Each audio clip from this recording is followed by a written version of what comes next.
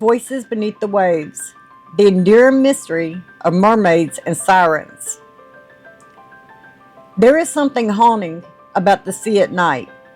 The moon's reflection shivers upon the water, and the wind carries whispers that can almost be voices. For centuries, sailors have claimed to hear songs on the open ocean. Melodies too beautiful to be human, too mournful to be mere imagination.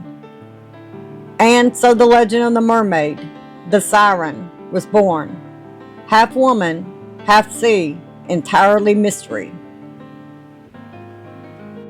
Long before the word mermaid was sung in English tongues, the ancients told of Atargatis, the Assyrian goddess who leapt into the sea and became part fish. In Greece, the sirens were not fish at all, but women with bird bodies that were enchanting and seductive, whose voices lured sailors to wreck their ships upon hidden rocks. By the Middle Ages, the siren and mermaid merged, two myths intertwined like waves and wind, and the church saw in them symbols of temptation, of sin cloaked in beauty.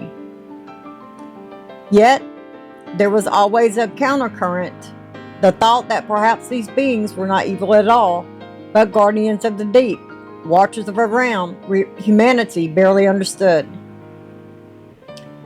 From the Arctic to the Caribbean, the stories surfaced like the tide. In 1493, Columbus wrote in his log that he saw 3 mermaids off the coast of Hispaniola. Not as beautiful as painted, he said, though they had some human form in the face.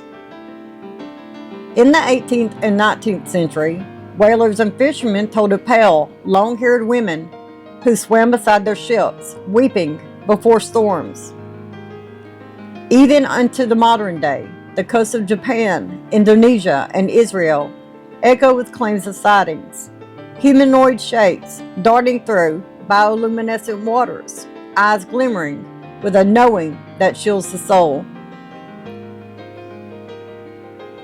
Skeptics called them dugongs, manatees, or tricks of light, but those who have stood watch under the stars at sea will tell you there are moments when the ocean feels alive and aware, when you sense that something ancient is watching you.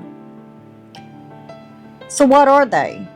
Some say they are spirits, the lost souls of drowned women, forever haunting the waters that took them. Others whisper that they are a forgotten branch of evolution, sea-dwelling kin to humanity, who fled the land millennia ago when the earth first began to dry. Mystics believe they are messengers, emissaries between realms, between flesh and spirit, and between life and eternity. And then there is the most haunting theory of all, that mermaids are not creatures of the sea, but creatures for it, reflections of the human psyche, symbols of desire, danger, and the eternal pull toward the unknown. Their song is the sound of our own longing for freedom, for beauty, and for the mystery beyond reach. Even now, the mermaid endures, in art, in folklore, and in the salt of our imaginations. She is on the prows of ships and on the walls of cathedrals, in fairy tales and modern cinema. She is the eternal paradox, salvation and destruction, love and loss, heaven and abyss. Perhaps that is why her legend never dies, because somewhere within each of us is a voice that still answers the call of the deep.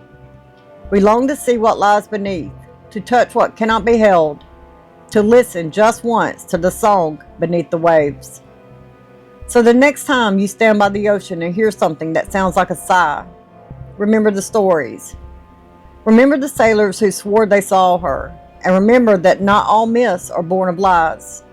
Some are born of memory, of an ancient kinship between the sea and the soul.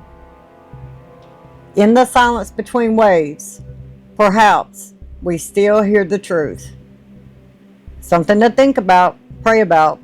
Have a good day.